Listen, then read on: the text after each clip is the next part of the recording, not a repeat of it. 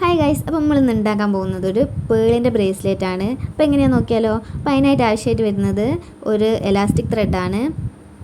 പിന്നെ എടുത്തിട്ടുള്ളത് ഒരു ലാവൻഡർ ഫ്ലവറാണ് എടുത്തിട്ടുള്ളത്. അപ്പോൾ അത് ഇങ്ങനത്തെ ഒരു ഫ്ലവറാണ് എടുത്തിട്ടുള്ളത്. അത് നമുക്ക് ഈ ത്രെഡിൻ്റെ ഉള്ളിൽ കൂടെ ഇട്ട് കൊടുക്കാം. അതിനുശേഷം ഞാനിവിടെ എടുത്തിട്ടുള്ളത് ഒരു ചെറിയ വൈറ്റ് പേളാണ്. അപ്പോൾ ഇതാ ഇങ്ങനത്തെ ചെറിയ പേൾസാണ് എടുത്തിട്ടുള്ളത്. അപ്പോൾ അത് ഇതേപോലെ ഈ ഫ്ലവറിൻ്റെ മുകളിലേക്ക് ഇട്ട് കൊടുത്തതിന് ശേഷം നമുക്ക് ഈ ഫ്ലവറിൻ്റെ ഉള്ളിൽ കൂടെ തന്നെ പുറത്തേക്ക് എടുക്കണം. വീഡിയോയിൽ കാണുന്ന പോലെ ചെയ്യട്ടോ. അപ്പോൾ അതിന് ശേഷം നമുക്ക് ഈ ത്രെഡിൻ്റെ രണ്ട് സൈഡും ഏകദേശം ഒരേ വലുപ്പാക്കിയിട്ട് വെച്ച് കൊടുക്കുക. അതിന് ശേഷം ഞാൻ എന്താ ചെയ്യുന്നതെന്ന് വെച്ചാൽ രണ്ട് ചെറിയ ബീഡ് ഇട്ട് കൊടുത്തു.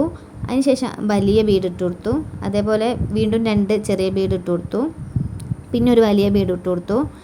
അതേപോലെ തന്നെ ഇപ്പുറത്തെ സൈഡിലും രണ്ട് ചെറിയ ബീഡ്, ഒരു വലിയ ബീഡ്, രണ്ട് ചെറിയ ബീഡ്, ഒരു വലിയ ബീഡ് ഇങ്ങനെ ഇട്ട് കൊടുക്കുകയാണ് ചെയ്തത്. പിന്നെ എന്താ ചെയ്യുന്നതെന്ന് വെച്ചാൽ രണ്ട് സൈഡിലും നമ്മൾ ചെറിയ ബീഡ്സാണ് ഇട്ട് കൊടുക്കുന്നത്.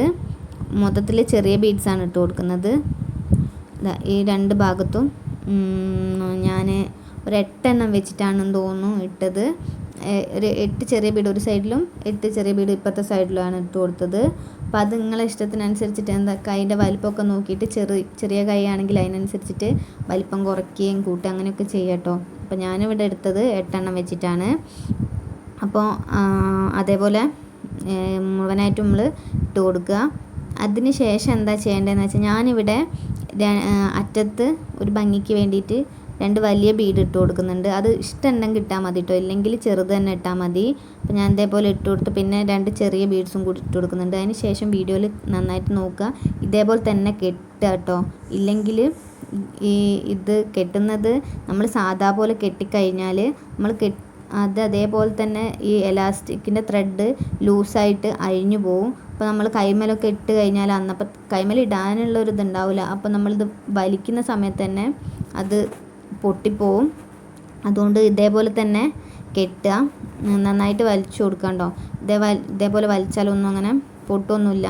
ഇങ്ങനത്തെ കെട്ടാണെങ്കിൽ സാധാ കെട്ടാകുമ്പോൾ അത് പൊട്ടിപ്പോവും. അതിന് ശേഷം നമ്മൾ ഈ രണ്ട് ത്രെഡും കൂടി ഒരുമിച്ച് പിടിച്ചിട്ട് ഒന്നും കൂടി ഒന്ന് കെട്ടിക്കൊടുക്കണം കേട്ടോ. ഇതേപോലെ ഒന്ന് കെട്ടിക്കൊടുക്കുക, ഇല്ലെങ്കിൽ അഴിഞ്ഞു പോരും.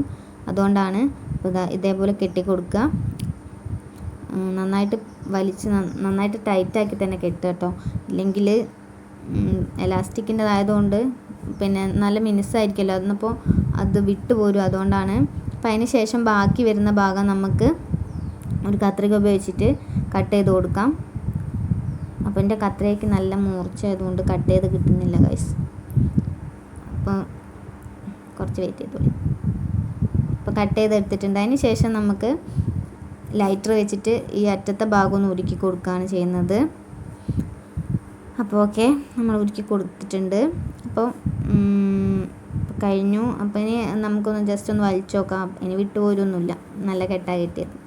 അപ്പോൾ അതിന് ശേഷം നമുക്ക് ബ്രേസ്ലെറ്റ് റെഡി ആയിട്ടുണ്ട്. എനിക്ക് കൈമലൊക്കെ ഇട്ട് നോക്കാം കേട്ടോ. അപ്പോൾ റെഡി ആയിട്ടുണ്ട്. അപ്പോൾ നിങ്ങൾക്ക് ഈ വീഡിയോ ഇഷ്ടമായിട്ടുണ്ടെങ്കിൽ ലൈക്ക് ചെയ്യുക, ചാനലൊന്ന് സബ്സ്ക്രൈബ് ചെയ്ത് സപ്പോർട്ട് ചെയ്യണേ. Thank you.